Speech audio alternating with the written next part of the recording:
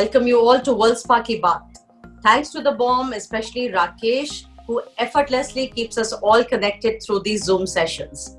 As always, all lines will be on listen-only mode. The discussion will be open once the session is over. Do type your questions and send on the chat. Thank you for cooperating as always. Today, we feel proud to have with us Shaily Chopra, an Indian business journalist, author, and entrepreneur. She is founder of SheThePeople.tv, a platform to empower women with stories of role models and inspire them with a changing conversation on women and what matters to them. As a business journalist, she is known for working at NDTV Profit and ET Now and has won the 2012 Ramnath Goenka Award for Excellence in Business Journalism, among various other awards. She then switched to being an entrepreneur and also wrote 4 books. Her ventures are India's women's channel SheThePeople.tv and GolfingIndian.com. Welcome, Shaily. Thank you very much. I'm really very excited to be here with everybody, as they call them Spartans, and it's been wonderful being here as part of the World Spa community. Great. Shaily, we are very proud of your achievements at such a young age, and for a change, happy to have you on the other side, where you are being asked questions rather than asking the questions. And for me, honestly, it's easy to call you Shaily. I don't have to be conscious to call you Shaily ji. Not right? Not at so, yeah. Welcome again. And we start the session today. And I promise everybody it's going to be a very, very interesting session. Shaily has so much going for her, and she has been through so much that I'm sure she'll enjoy sharing it with us as well.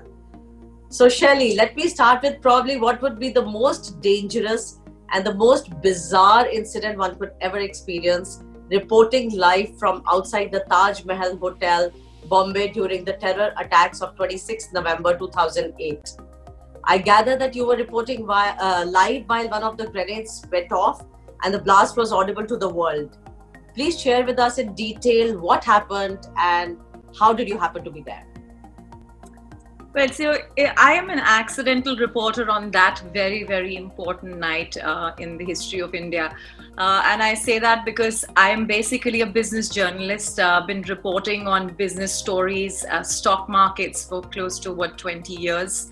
I finished our business bulletin. My colleague and I both decided we'll go out there and see what's going on in the city of Bombay, because we had started to hear some incidents that were being called, as one would imagine, nobody knew what it was. So people were conjecturing what these incidents were.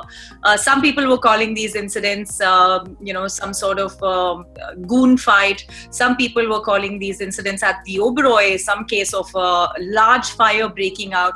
It wasn't clear to anybody what was going on. And as journalists are journalists, right? They always want to get to a spot even out of curiosity, even if they're not on that beat.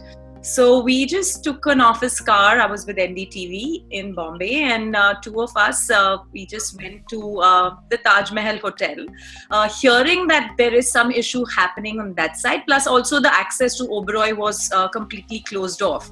Now, normally, I would probably just go and come back after getting to know what's going on. But clearly there was a lot happening, because in a city where you can't go from one place to the other for nearly 40 minutes to cover 1 kilometer, we had covered 10 miles in less than 10 minutes. So the city was empty, it was cordoned off. People were not sure what was going on, but something was going on. We arrived at the Taj. There were 2 of us, and we saw 100 policemen literally take guns and stand towards, the Taj dome. And we had sort of approached it from the back. So the team of us, which was 2 of us, my male colleague, who later you'll get to know is also my husband, he and I both basically split, and we crawled on our knees to get to the front of the Taj. And by the time we reached there, it must have taken us about 15 minutes in absolute darkness to try and be behind the shadows to get to the Taj front. When I say Taj, I mean the front of it at the Gateway of India. Because we didn't enter the Taj at that point. We just went on the periphery and landed up there. as the case would be, that we started just having a conversation of what all we had seen, and we got a call saying that we do have a live broadcast van, which is a van that basically allows you to broadcast live events, standing there. Now, we were rather surprised what it was doing there, and then we were told that, it was here for one of our other shows called Night Out, which is really covering celebrity parties, but nobody had showed up because I think the city was cordoned off and the reporter on job couldn't make it here. So we just stood there and spoke to the office saying, look, we're here, something is going on. And we saw, I think, close to 150 Taj employees who were at the jetty. They were hiding there. And so I went to them and I said, what's going on? I'm from NDTV, tell me what's happening. And like all Taj employees who I really admire, they were quiet. They said, we're not allowed to speak up. These were 150 people. Nobody spoke up. And we started reporting what we were seeing, what we saw on our journey there. And matter of 3 minutes, the first large grenade in the dome of the Taj Mahal Hotel went off. I had never felt something like that. I still get goosebumps repeating that story because, we must have risen up from the floor at least 4 feet when that blast went up live. And by some stroke of luck for NDTV, the link didn't break. The whole world cut to NDTV covering these attacks. And, in 10 minutes, everybody knew this is not a usual, a usual goon fight. Yeah. This is something major. Beyond, yeah. Yeah. So that was like the moment, we recognized that this is something insane. This is not, this is unprecedented. And that was the first attack. And then, there were more and more and more, by which we had decided to shut our live broadcast light. There's a light that puts the face to glow in darkness when you are reporting in places where people can't see you. We actually shut our light and reported out of the dark with a voice for our office because, terrorists were seeing what was going on. These 2 reporters standing there trying to report on what was happening there. So it was really one of the biggest stories to emerge there. And like I said, I was an accidental reporter. I kept asking myself, and I was also much, much younger into journalism. I'd only had 8 years of experience at that time. So I asked myself, what am I doing here? And I don't even know how to cover this, But just basic rules of journalism come back to your table and you're like, I'm going to stick to telling all sides of the story, sticking to what I need to say. And that's when it started. You can let me know if you want to know more about my reporting there. But I'm very curious. Did you fear for your life and run? Most journalists are trained to push boundaries when it comes to stories. And anybody who actually has journalism in their blood, they'll do everything to go find the story. So for me, firstly, I didn't know what was going on, right? I mean, that's the first point, that you don't think of the worst, so you're there. And second was, after the blast did go off, clearly this was a huge thing that's going to happen. And what is it? Curiosity was something that I was very much alive to as a journalist. But most importantly, it seemed like there was, this was about the cost of human life. This was a hostage crisis. Actually, for the first 4 hours, people called it a hostage crisis. They didn't really call it a terror attack. And I do remember that, within, I think, about an hour of that, the 2 of us walked inside the Taj from the middle gate, which actually leads up to some of, the more popular restaurants like Sea Lounge and various others, and looked up to the dome, which was pierced. It had become porous due to the blast, and there were all water pipes that had burst. And so the entire place was like pouring away. And we were talking to like people who were trying to escape. That's also when the fire brigades came in, and they talked about how, because there were so many people trying to come out from the windows and all that, for a moment people thought it was over. And we all came out and we said, looks like so many people have been saved, and they're like now beginning to come out. And then it just started. It was unstoppable from 3 a.m. that night, the following night, till about 6 a.m., And then it was just cycles and cycles and cycles. And I think by 6 in the morning, more reporters had been allowed to come into maybe a little earlier, actually. Mm-hmm. So we were there from 10 p.m. till about 2 in the morning with nobody else who was able to come there at that time. And you were able to get inside as well. Yes. I mean, I don't know how we got it came out, because we had no idea what was coming our way, Yeah. But why did media get a lot of flack for covering the Taj Mahal attack?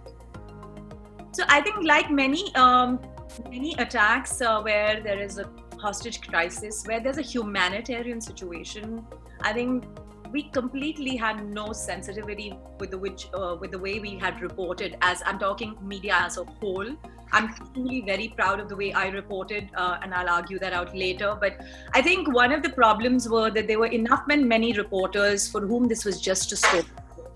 It was a story that they were out there to cover. It was an incident that will bring them TRPs. It's an incident the whole world was logging on to, and they wanted to do the best coverage in their mind.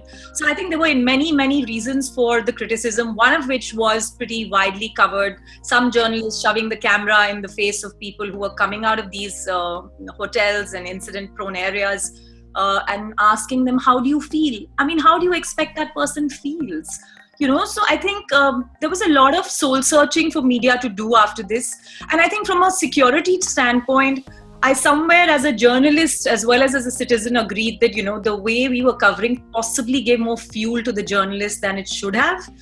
In hindsight, of course, because, the entire 60 hours of hell played out slowly, getting consistently worse. So I think there was a lot of soul searching to be done. I mean, like, for example, and I saw Mr. Arish Sharma, for example, he would know a lot of people. So would Ambassador Prakash. That, there were so many people who were top industrialists, common people. They were just stuck inside. If you know who's stuck inside, do you tell the world who's stuck inside? You don't do that. You don't mention names. You don't call out ministers who are inside. I mean, we knew the who's who of the business world because they were all calling us. Their sons were stuck, their wives were stuck, their husbands were stuck. They were all doing business meetings at the Chambers or any other restaurant. So you don't name people, you don't compromise people's situation in such kind of an incident. So I think that was a huge lesson for me, because as a journalist, I'd taken a decision that very night. I'm not naming nobody, no matter how much pressure my editor puts on me. And that was a lot of pressure.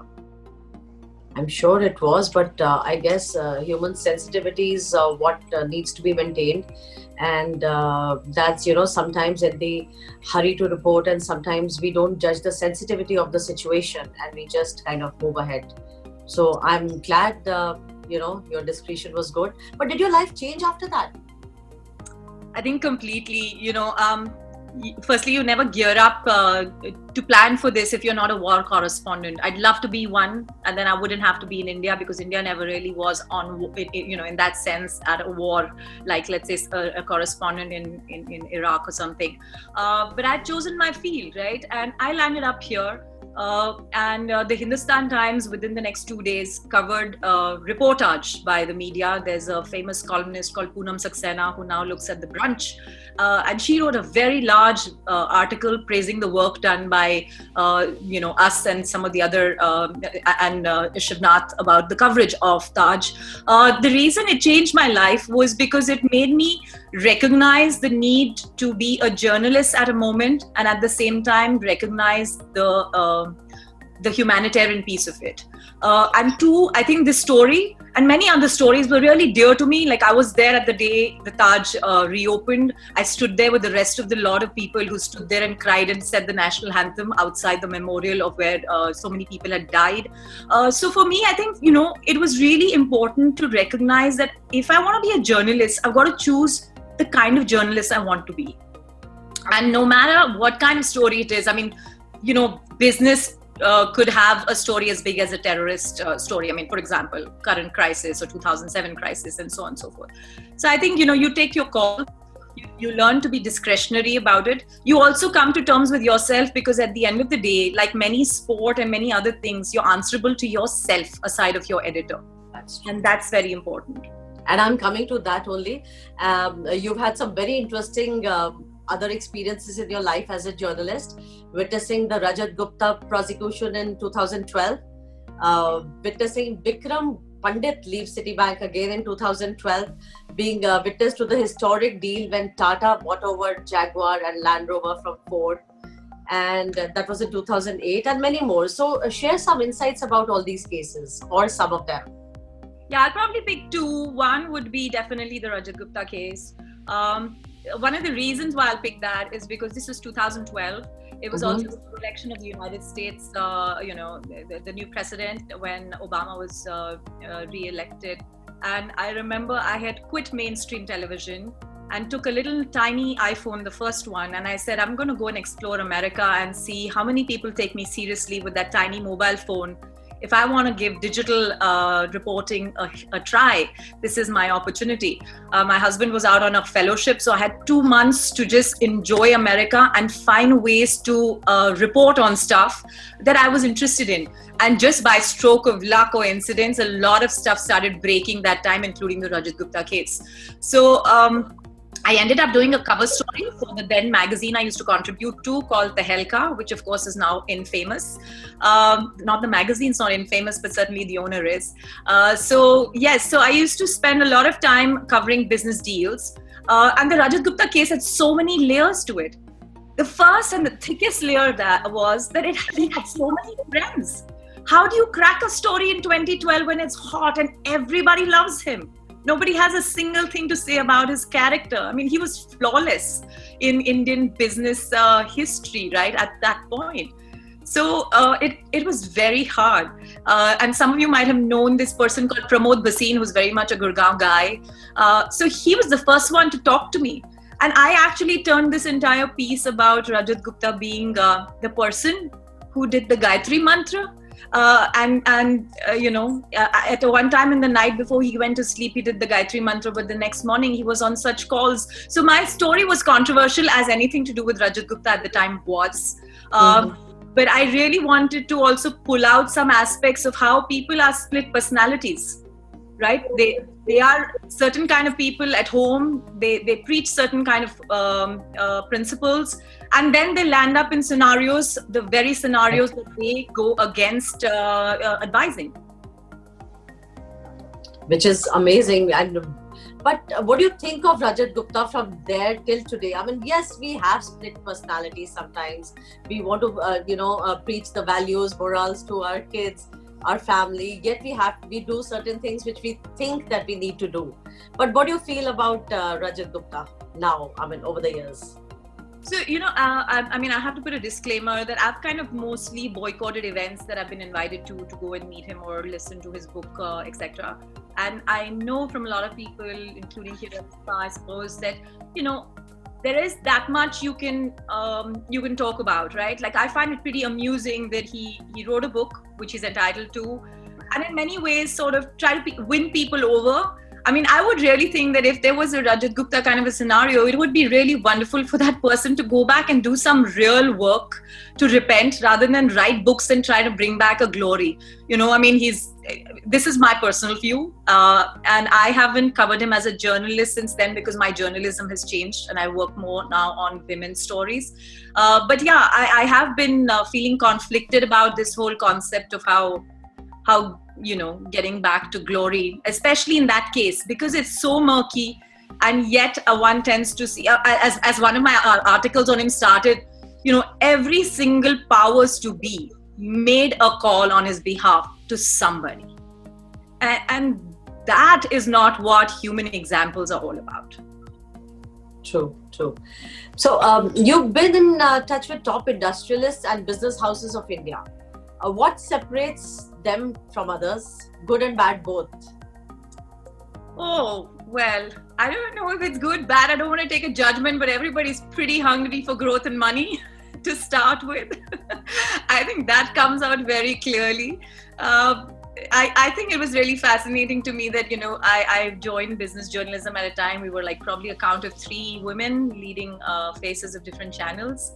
And you had like this universe of men to cover. All corner offices except 5 female bankers back then was still the same 5 female bankers we talk about. Were all men, so covering them was always interesting. One of the things I did which made my conversation with CEOs very, very I would say fun, was that I used to host a television show called Tea Time with Shelley, which is playing golf on the golf course with these guys. I was terrible at golf. I still am, but I can get a swing all right. And all these CEOs used to play far better than me. But then, of course, not everybody can be good at everything. So I used to say, I'm good at asking the questions. And I used to thoroughly enjoy doing that show. So much so, I remember, one flight, the again now infamous Anil Ambani literally walked up to me and said, "Oh, you golf girl." I said, I do a lot of other breaking stories a day, but I like the way people remember my golf girl image instead. Depends who meets you where and how, right? Yeah, so I think that kind of stuck with a lot of people even today. A lot of people thought that was a completely different idea. They also got to visualize their CEOs in a different avatar. They spoke about different things. So it was fun. So continuing the talk of morality and what's right and what's not, I mean, to each his own actually. But some people believe that money can buy everything. Have you ever been in a situation where somebody's trying to take advantage of you? Oh, so being a woman journalist, I think there are many incidents like this that happen to you. So let me put some context there. If somebody was to take advantage of a woman journalist today, I think they'll be in, they'd probably think 10 times. Back when I started, even newsrooms were not talking about any amount of, sort of righteousness on this front. Everybody was there to defend themselves and stand for themselves. And so I've had many such incidents and, CEOs, especially investment bankers, not to sort of color them with the same brush, but a bunch of them can be really on dicey stances. So I've had to kind of hold my ground with them. But ministers are no better, by the way. And being a person who's doing, economy, business, you do come across strange scenarios. Like I remember this, I know everybody's going to have a real laugh at this. And I was a much younger reporter, probably about 24 years old. And I got a call from a minister who I used to cover pretty regularly. And he was in Switzerland on his trip. And he calls me and says, "Do you think you'll be interested in a pair of shoes?" And I'm thinking, is this guy really saying what he's saying? For a moment, I'm like, I'm 24 years old. My brain has to sort of process what this man just said. And he's my beat minister. So I literally gulped. I found a corner in the NDTV office and I said, "Look, Mr. Minister, my job is to cover you. It is best for you and me not to make this very uncomfortable for each other. I would prefer to continue my beat and not have to change it because I've invested 2 years of my life covering this particular beat. Whether you come or go, I'll still be an expert on this. So let's make this pretty decent and drop the shoe conversation. You come right back because I need another story." I was very clear. Thankfully, this was a phone conversation. And after that, I broke the story, which this minister tipped me off. I won't name the minister. I'll tell you the story. I was just going to ask you that. I'll tell you the story. And you will know that because this is the story that Indian retail could ever ask for. I broke the story that Walmart would invest with Bharti. And I still remember Sunil Mittal calling this minister and saying, is this story coming from you because nobody else knows it? And you know what I mean? Like this was the kind of reporting you had to go out there and do. Read the documents, ulta, go to their offices, make sure you know everybody. So you had to really find your ground. And until today, I can call that minister or his office anytime I want, simply because I stood my ground. If any such scenario happens and you are compromised as a person, you will never be able to stand your ground. That's true. That's true. And that's actually a lesson for other girls and women in their respective fields. And I think a bit of it happens everywhere and you have to just firmly hold your ground. So, but okay, I'm going to come back to women in journalism later, but I'm going to turn around the question that I just asked. Have you ever fallen for someone or tried to take advantage of someone or somebody in a situation? Because you must be having a lot of power, a lot of inside information that normally people would not. So I must say your questions are very creative. So here's what it is. I don't think I have fallen for anybody while reporting in a sort of sense of sort of meeting sources or, being with the powers to be, because there are two things that you have to remember. As a journalist, you're just as good as your last story, and anybody who's on the other side of the table knows that you're important to them because they can use you.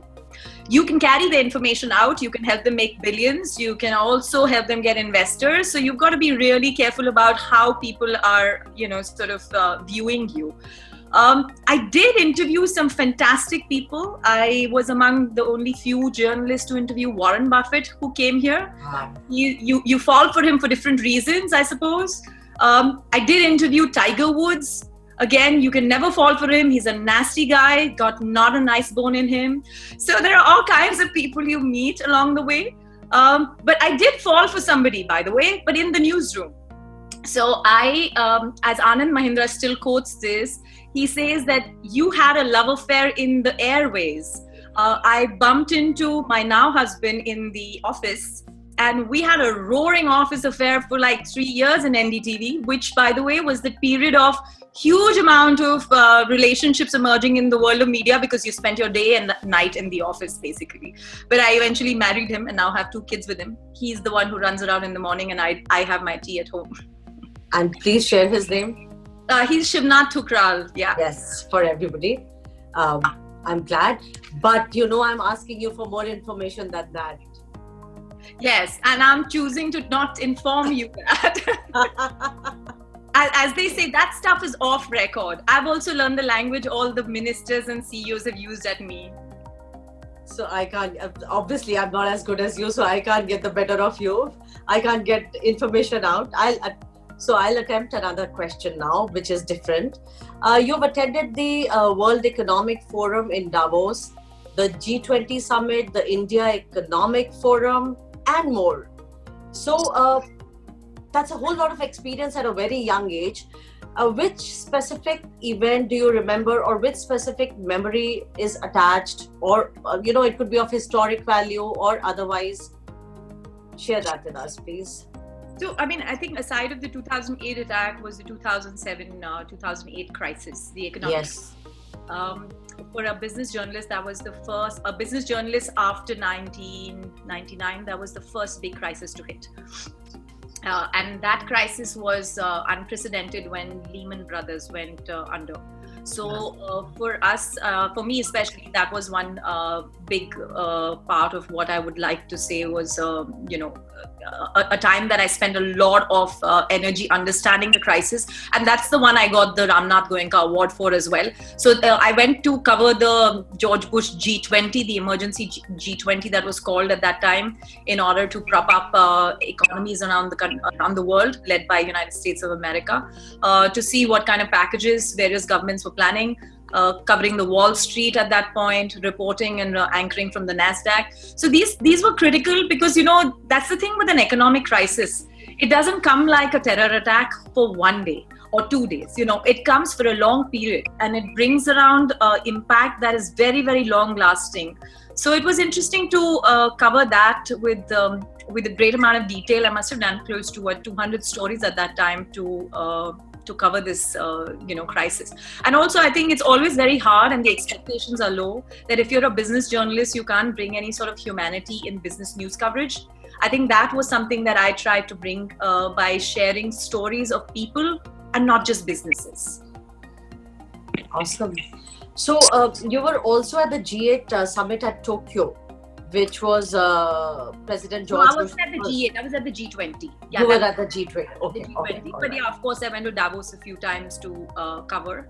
The highlight of which would be many other things, except that I got to meet Peter Gabriel, and then I forgot about everything else I'd met. Every other person I'd met. Share about that meeting. No, so it was, Davos always has on the sidelines some really critical meetings on the social impact side of things and fundraising. I did try meeting Bono, but I couldn't that year. But the next year I had a chance to meet the famous author Paulo Coelho that a lot of us know of, The Alchemist, and also Peter Gabriel. They were both Amnesty ambassadors, and I had a sort of an interview lined up with them. Excellent. So you've been quite lucky as well. Yes, I would say certainly there's some perks of journalism that I cannot deny by any means. That's true. So actually from perks, we come back to women in journalism. The perks and, areas where you faced problems, the disadvantages that you faced. Share those. So it's an interesting question, and I'll be very honest with my answer, since I no longer work in these organizations and I have the benefit of hindsight. So I think it's a very, very tough, difficult space for women to navigate as a whole when you're in places that have traditionally been male dominated. Like the IT sector, media is also very, very diverse. IT at the starting level. So you would say that until middle management, a large number of people are seeing themselves in they see enough women sort of join. But when it comes to leadership, I think that's where women have so far had challenges in the media sector. And so while I was in media, I too faced my own share of struggles. But it's one of those things, and I think business men and women on this chat would know this. When you meet sharks, you've got to learn to swim with them. And if you don't do that, you're just going to be stuck. So NDTV was where I grew up, and they were just amazing people there. And then I followed it up with different organizations where I learned how to swim with the sharks. And I learned that if I wanted to put my face on television every night, and that's all mattered to me, I would do anything to make sure that happened, and not get bogged down with challenges that come to me, largely questioning as a woman whether you're not going to be managing editor or the CEO and so on and so forth. So luckily, these designations did not hold any major carrots for me. The only thing that I had sort of trained myself to do was to put my face on TV. Because when you go out to the street and meet people, or go back to Sea Lounge in Taj, the guy who's still serving will remember me for the reporter on Taj, rather than remember who's the CEO of my channel or whatever that is. So those things you learn to come to terms with. They are hard because media, like most other organizations, is highly political. So, and the result is when you hold your own, you're focused in what you do, you're persistent, you're successful as well, right? I guess you just elbow your crowd and walk forward. There's no other way. And that is why she was the winner of the 2012 Ramnath Goenka Award for Excellence in Business Journalism, several other awards, and she was also listed by Impact magazine as one of India's 50 most influential women in media, marketing and advertising. That's amazing. Thank you. So how did that success make you feel? So, again, I don't want to suggest that these don't matter to me. They matter a lot. But they always train you to say, you're as good as your last story. So once you get the award, you're like, okay, now what next? Something else has to happen, right? So it's one of those things. But yes, for me, these are very important milestones because the Ramnath Goenka Award is considered the best in Indian journalism, and really some amazing journalists have got it, whether it's Udyan Mukherjee from the business side or Barkha from the non-business side. So that was a great award for me. Yes, the lists are also important because I think women don't get enough opportunity to be on these lists. This list, luckily, I was on because I founded She the People. And I think that was a great validation of somebody who moved from being a journalist to an entrepreneur, and at the same time being a media entrepreneur for a cause. So we are going to come to your entrepreneurial venture. First, I want to ask everybody to keep typing your questions because we are going to come to the question answer session very soon. And I would like you to ask Shelly whatever questions, whatever discussion you might want to get into and make it more interactive. Thank you. And we come back to your venture, She the People. You have this digital website, shethepeople.tv, which focuses on women journalism along with other initiatives. Can you please elaborate and share what was the motive and the passion behind it? So I'll tell you the motive, and I'll use numbers because as a business journalist, I learned how to tell my story through numbers. We have 1.3 billion people in this country. Women are 50% of that population. So we're talking about 750 million women. We're 10% of the global population. As women, we're twice the size of United States of America, 5 times the size of Brazil, 7 times the size of Japan. And we still are compromised. We still remain the lesser of the genders. We still don't get enough attention. When you look at those numbers, you ask yourself, as a journalist, how can I contribute to change the lives of women? So I decided I will tell their stories. As of today, we've told stories of 250,000 women who are trying to stand up for themselves and live life on their own terms to inspire other women, other men to do better with their lives. Amazing. So, and how do you help empower women through your digital platform, and what has been the impact in the last 5 years? Can you just give a little more detail? Yes. So basically, we reach close to 80 million a year. And these are both men and women. We are predominantly a digital platform, but we also conduct 150 events in a year across the country, sharing with women opportunities to meet, network, and do business, or to acquire a skill. Along with this, I think what has been really important for us at She the People is to see how we help women meet other inspiring women, because there is nothing as amazing as the power of one inspired woman to inspire another. And I think that's really something that has built out She the People and its network. We have close to 2.5 million women who are registered on the platform. The way we reach out to them is through events, through content. So think of us as the CNN of women. You'll find women in science, maths, women who are entrepreneurs, women who are authors, business women, everyone who get featured here or offer their mentorship to other women on the platform through online or through offline ways. So it's really created a great opportunity for both us and many other women who have joined this network in India to see how they can support each other. It's in Hindi and English. And I think what's been tremendous is to actually create these offline events, because, you know, women also want to go beyond a Zoom call, meet people, and see how they can learn from their shared experiences, problems, and solutions. So that's really worked for us. And it might be worth mentioning, Anand Mahindra invested in my platform on day one before I had a plan. He felt that it was very important to focus a platform that's entirely looking at women's needs. What we don't do is anything to do with vanity and women.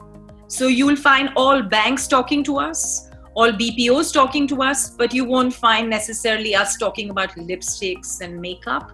It's all allowed, it's all good. I'm wearing one, but I just think there are a lot of... And there's more to women than just vanity. Absolutely. And we need leaders like you to help other women and empower other women and let them move forward as well. So, who is your idol? I'm sure you have an idol. I didn't plan for that question. Yes, I'm sure I do. So actually, I have many idols. It's a tough one, you know. Okay, without sounding that I am being... I'm being a bit haughty about this, but I feel that the more women that I speak to on an everyday basis, I find different reasons to get inspired by them. And men, I mean, I should say both men and women. My dad's a big role model for me. He was born in a business family. At the age of 5, he entered Scenic School with a clear focused mind that I want to be a fighter pilot. And he became one. So I think some amount of focus and being very clear about where you want to go. My dad. I learned a lot of journalism from my erstwhile colleague and now my husband, Shivnath, because he was India's top business journalist. I was trained under him and Udayan. So that was good. But I think really from a women's standpoint, I really learned different things from different women, you know.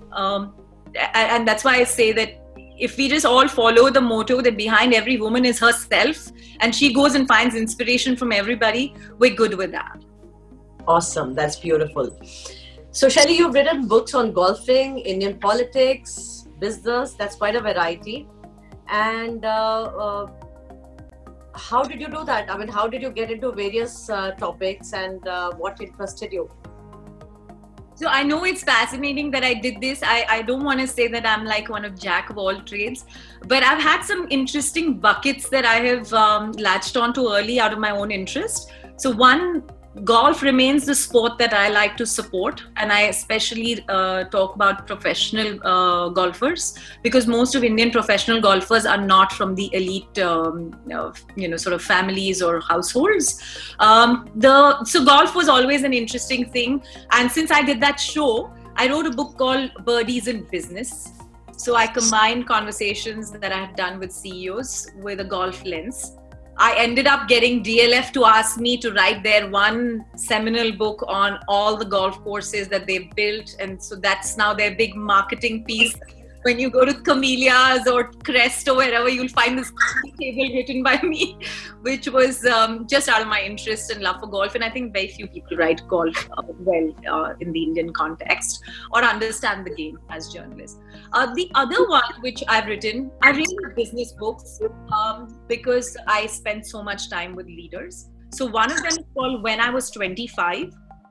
And it's not a to-do list of how to become the next big CEO. It's about recognizing what CEOs and politicians or leaders in Bollywood were doing in their 20s that helped them become who they are. So let's say, what was Shashi Tharoor when he was in his 20s? Or what was P. Chidambaram doing? He was a communist. Then what was Dimple Kapadia doing? Fighting leprosy. All kinds of strange incidents in their lives that have got them where they are. So it's called When I Was 25. I had to remind my publisher not to put my face on the book, but put it on the back cover before people think that at 27, I'm writing a book about when I was 25. You know what I mean? So yeah, so that's a fun book and it's done rather well, if I may add. I think Sun Pharma or somebody else just distributed it as their Diwali book or something like that. And it's been 4 years since I wrote it. So the fact that it's still in circulation makes me very happy. But that's amazing, and I'm sure a lot of young millennials would love to read that. Yes, they do read it, and I get a lot of messages now that social media has connected me with my readers. I get a lot of messages saying that this is a book of yours that we still find in strange places and find that it's very, very readable. So I'm happy to see that. And Penguin is a publisher, so they keep it well stocked everywhere. Great. So you have 2 kids and a husband and of course a home to manage, and you're a professional. How do you balance your family and your professional life? Have you ever felt that you're not giving enough to any one area of your life? Oh, I think I feel that every day, right? Like every other woman. I look in the mirror and say, how do these women do it? Somebody tell me, how do they do it? It's not easy, but I also think that increasingly so I have a very hands-on husband, which is a huge thing for me. I'm not very fond of him these days because he takes my office during work from home. But otherwise, I'm quite okay with most of his contributions. My kids are really small. They've been as young as my startups. So I have a 2-year-old and a 6-year-old. And it's not easy to say no to them, especially, again, during the lockdown period. I also have my dad-in-law, who's fun and takes off some amount of my pressure. But yeah, I think like any other woman, I'm struggling with the same things that most women do. I'm fortunate that I live in a place like World Spa where a lot of things are sorted for me. But at the same time, I feel that, we're all juggling balls in the air. Sometimes we drop a few and then we just, get them back into circulation. Awesome. So what's your message for our young female Spartans who want to be achievers like you? I think they already are achievers, It's just about asking yourself which part of you do you think is that achiever, or which part of you want to still work on. I really think that the idea of an achiever had to be broken down, and I think we've done a lot of work in breaking that down. An achiever doesn't have to sit inside an office. She doesn't have to lead a company. She can just be a cool woman by herself. She could just be a homemaker. She could be somebody who has a non-profit for dogs. She could be a woman who's a lawyer. She could be anybody. She could be somebody who's spending most of her time right now, like Gauri and many others here. I think Venkat, people who are just spending time doing good work for the community. So I think I never find that the idea is for somebody to just go out there and define achiever. The only one thing I always say, that one thing that stood me in good stead is that I gave myself the chance to take a chance on myself, which I think sometimes some of us can be scared to do for good reason, and some of us may not be raised to do it either. We may not have the exposure to do it. So I think if you ever get a chance, just give yourself a little extra mileage and say, you can do it surely. I think that'll help a lot of young girls out here. And now we throw open the discussion to everybody. And my young girl is asking you a question. How close? So Avni is asking, how close were you to where the grenade blasted outside the hotel? 80 meters. That's pretty close. Yeah. So there is enough video, because those days social media was still not as video friendly as it is today. But I think the next morning there was a grenade blast that led to shrapnel come towards a lot of journalists, and I know at least 2 journalists who were right next to me who had to be taken to hospital immediately because of shrapnel coming. Those who managed to save themselves just about saved by a whisker. So we were right there. Amazing. So Rakesh ji asks you, Mr. Rakesh Khanna, who are the people that wowed you among the people you interviewed? The people who wooed you among the people you interviewed? Actually, a lot of them. But even though this answer might sound predictable, my favorite still remains Warren Buffett. And not because he gave me any investment tip. It's only because I asked him questions that I think somehow I was just so curious. I was literally a girl in a candy shop wanting to say, I can't believe there is Warren Buffett at my access and I cannot ask him these strange, lofty questions about what JP Morgan or Coca-Cola will do next. So I asked him, Mr. Buffett, show me your wallet. He took out a tattered wallet. Literally, I could count 15 threads hanging around it. So I asked him, you are the richest man in the world. Why do you have a tattered wallet? He's like, why do we need fancy wallets to carry around our cash? He said, my investment thinking is in my head. I don't need a fancy wallet. So I said, now open it now that you've taken it out. Show me what it has. It had 5 pictures, his wife and his kids and his grandkids. And of course, it had a little bit of money and pretty basic. I mean, I suppose he has ways to pay. Back then, digital money was not a thing, but still. To me, it was really fascinating that, a guy didn't really have whatever is the Louis Vuitton wallet equivalent for male wallets, or maybe a Louis Vuitton itself. There was just, he was so humble. At the end of this thing, I had carried a lot of books because I collect signatured books. So I had carried a lot of books to get him to sign. And he said, why do you want a signature? I want a picture with you. And that was like the day of my life, right? The interview that I enjoyed doing, I thought I would enjoy doing, was the Tiger Woods one, which was a total flop case at the end of it. Only because he was just useless. And I traveled for 2 days all the way to Orlando, 6 months after my baby was born, just to do this interview and get it off my list. So that was a big bummer. I think it's good to know which ones weren't great either. He's not going to be very pleased if he sees this. I think I'm over it. But I don't know, again, I don't know how many of you play golf, but you would have heard this term even as a drink. But, the guy Arnold Palmer, the legend of golf, I went and spent a day with. That was my birthday gift to myself, and he gave me an appointment. I spent time with him. He passed away just, I think, 1.5 years ago. Old, really old, and was possibly forgetful. But I had a great time chatting with him. And, it tells you people are legends for a reason. They remember to be humble at the right time with all kinds of people rather than making anybody feel small.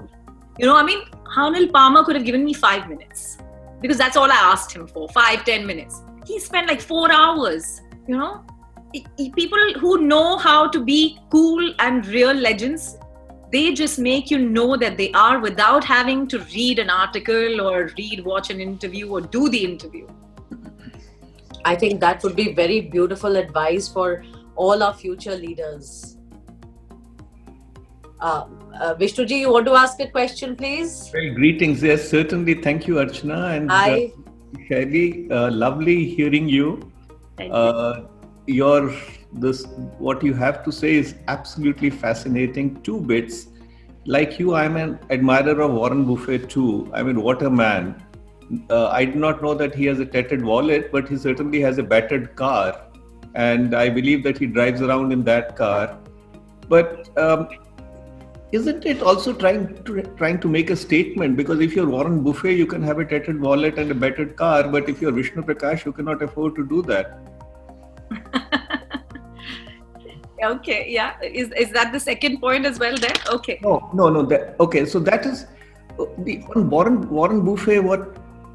He's always invests in bricks and mortars.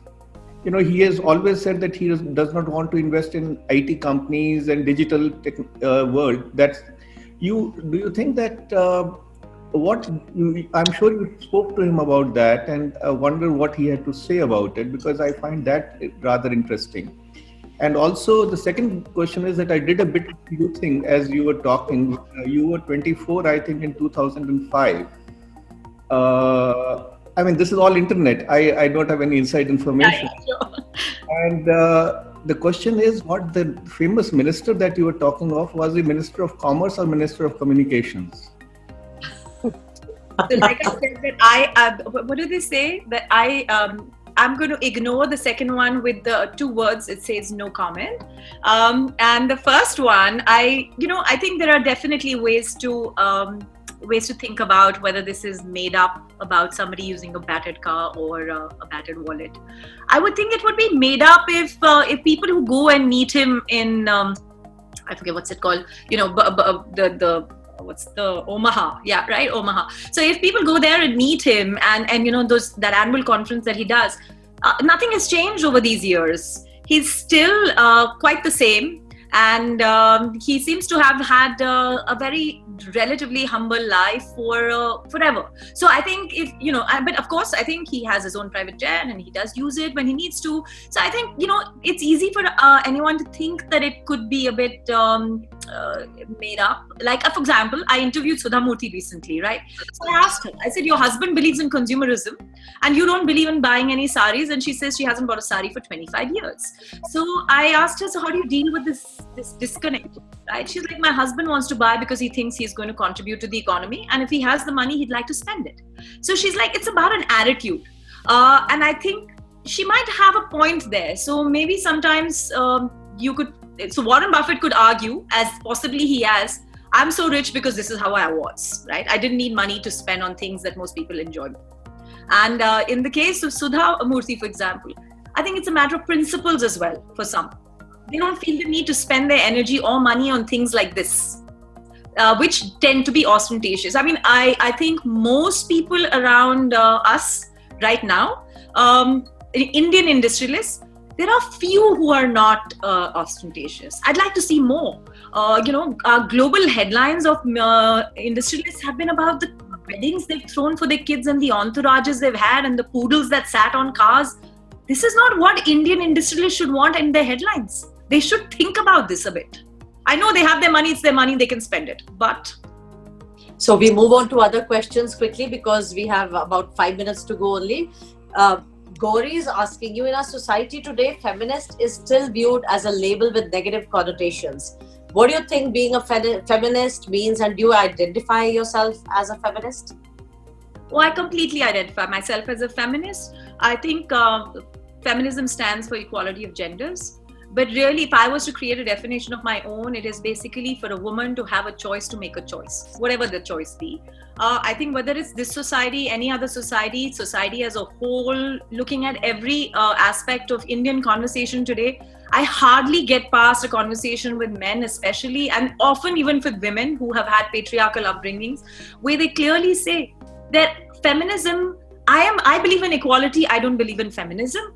It continues to be a bad word, but I think a lot of efforts by people like Gauri herself and by us and She the People and many other women who really believe that the concept itself literally stands on its legs for equality. That's really where it is. Awesome. We are very proud of you, Shelly. Keep being what you are. Shilpa asks you, does She the People platform cover stories on women in rural India? Because in her work, she comes across women in rural India who are role models and inspiration for the society, and women are the backbone of the entire rural economy. No, absolutely. So although our audience is mostly urban, we cover a lot of rural stories because that's exactly how women in urban India would get to know what's going on there and will find inspiration. In fact, even in my books, I have featured some really amazing rural women who are using digital to empower themselves and change their lives. So that's great. And we have many heroes, women heroes in the rural India as well. We've got many examples. Shilpa, you can connect to her privately. And we move on to Lavanya, who wants to ask, how do you consistently produce relevant content for She the People's audience? Well, Lavanya and I definitely need to connect separately. That's a very long answer, I would guess. But yes, I think what's important for us is that we've carved our space by going non-vanity, and we select areas based on our audience interests over every year by planning, whether we're talking about health. We talk a lot these days about financial health.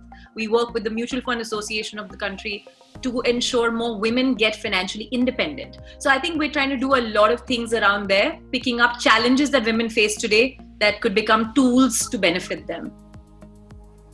Awesome. And we have one more question by Shivani. Shivani is asking you, please share one piece of advice for every budding woman entrepreneur. Actually, I have two. The first advice is what I said earlier. Please don't view risk negatively. Although I have been a risk-averse person because I've reported on it so much that by the time I turned an entrepreneur, I was scared myself.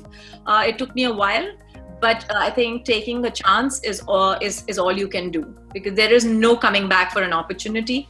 My second bit of advice is what I was talking about earlier, that as entrepreneurs, as women, we all need to think about how we are getting financially independent and secure. And if you start putting some amount of priority to the second one, your ability to take risk actually jumps quite significantly. The last question coming your way. Did she look into not helping Lehman Brothers while some other institutions were bailed out by US government at the time of the 2008 crisis?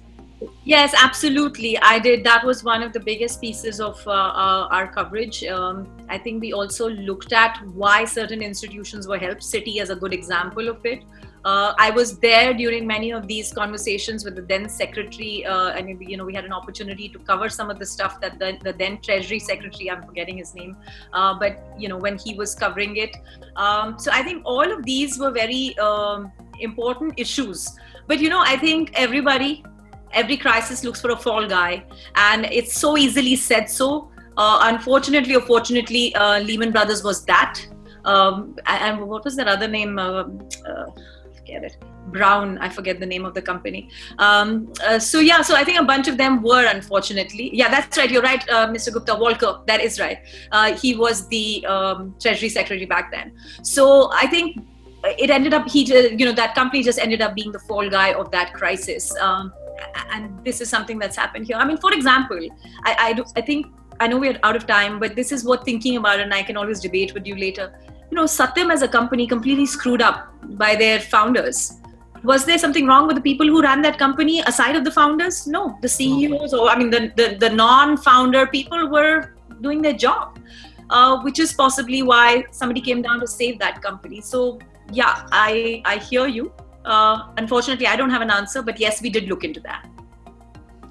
So it's been a wonderful session. Thank you everyone for taking out the time, and a special thanks to you, Shelly. We are very proud of you.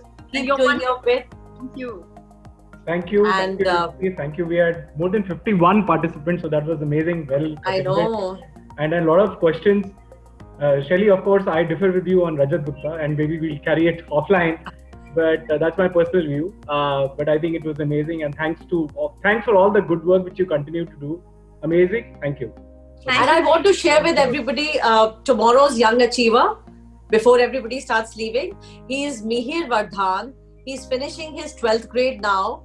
He's a wizard in robotics. So please get connected at 5 tomorrow sharp, and we'll be in conversation with Mihir. Thank you, everybody. One more thing about Mihir, I will also talk about. So he built a 3D printer. In fact, created a face mask as well in the COVID crisis. So we'll hear more from him tomorrow.